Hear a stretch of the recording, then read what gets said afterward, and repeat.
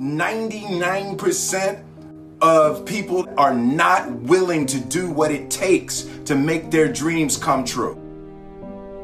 The Marines have a saying, everybody wants to go to heaven, but nobody wants to die. The center of bringing any dream into fruition is self-discipline. You know, something as simple as food and eating. It's not about your body as much as it is about your mind. It's getting command of your mind to be able to choose actions that are in your own best interest. Every day we are choosing that's not in our own best interest.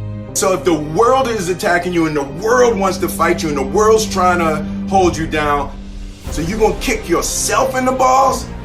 So you're gonna stop yourself from getting what you dream. And I think the word discipline has kind of gotten a bad name. We think about it in terms of punishment. I'm not talking about discipline in that way. I'm talking about discipline in the sense that you forego immediate pleasure for the exchange of long-term self-respect. I believe that self-discipline is the definition of self-love. That when you say that you love yourself, that means that you have behavior towards yourself that is loving. Self-discipline is the center of all material success. You cannot win the war against the world if you can't win the war against your own mind.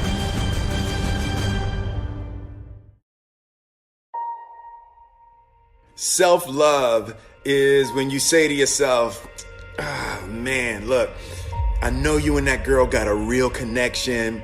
I know y'all vibe, but that's your girl's cousin.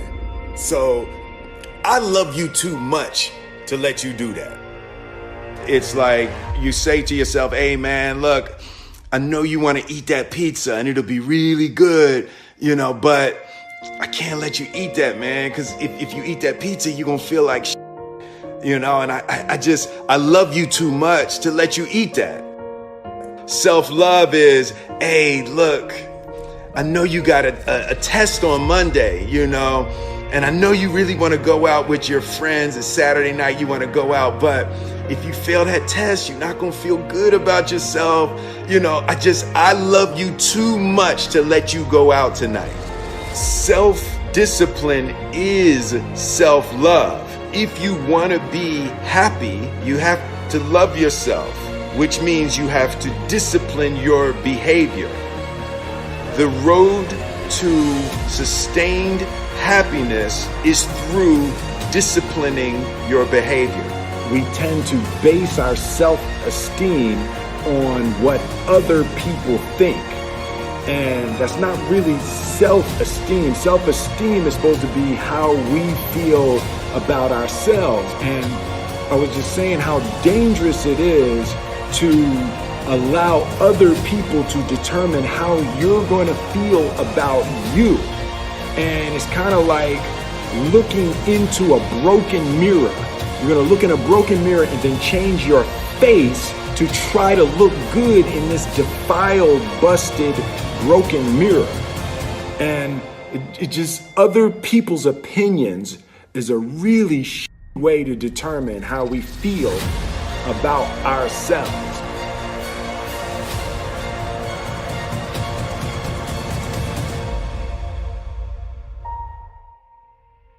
It don't matter whose fault it is that something is broken if it's your responsibility to fix it. For example, it's not somebody's fault if their father was an abusive alcoholic, but it's for damn sure their responsibility to figure out how they're going to deal with those traumas and try to make a life out of it. It's not your fault if your partner cheated and ruined your marriage, but it is for damn sure your responsibility to figure out how to take that pain and how to overcome that and build a happy life for yourself. Fault and responsibility do not go together. It sucks, but they don't. When something is somebody's fault, We want them to suffer. We want them punished. We want them to pay. And we want it to be their responsibility to fix it. But that's not how it works, especially when it's your heart. Your heart, your life, your happiness is your responsibility and your responsibility alone. As long as we're pointing the finger and stuck in whose fault something is, we're jammed and trapped into victim mode. When you're in victim mode, you are stuck in suffering. The road to power is in taking responsibility. Your heart, your life, your happiness is your responsibility and your responsibility alone. You can make a person smile, you can make a person feel good, you can make a person laugh, but whether or not a person is happy is deeply and totally and utterly out of your control. The prerequisite for spending time with any person is that they nourish and inspire you. They feed your flame. Look at your last 5 text messages. Are those people feeding your flames or dousing your fire? Put your phone down for just a second and look around. Look to the people around you. Are those people throwing logs on your fire or are they pissing on it?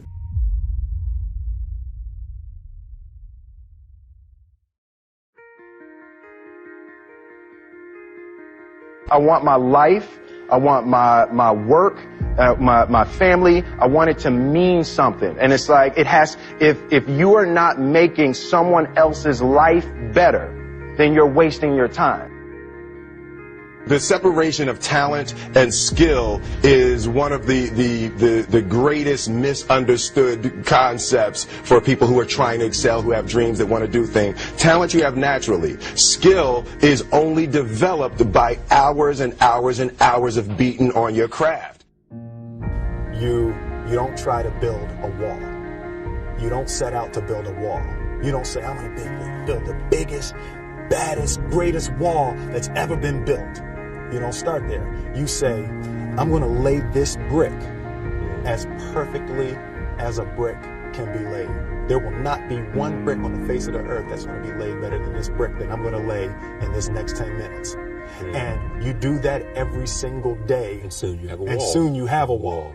And I think psychologically, the advantage that gives me over a lot of people that I have been in competition with in different situations is it's difficult to take the first step when you look how big the task is.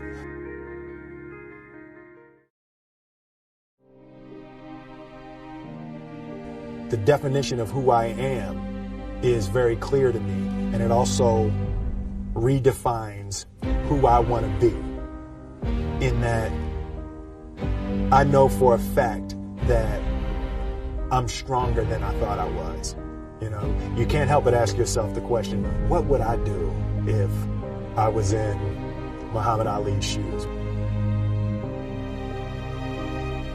I'm motivated by fear. I hate being scared to do something. And I think what developed in my early days was the attitude that I started attacking things that I was scared of. Why were you scared in your bed the night before? What do you need that fear for? Just don't go. Why are you scared in your bed 16 hours before you jump? Why are you scared in the car? Why could you not enjoy breakfast? Fear of what? You're nowhere even near the airplane. Everything up to the stepping out, there's actually no reason to be scared. It only just ruins your day. You don't have to jump.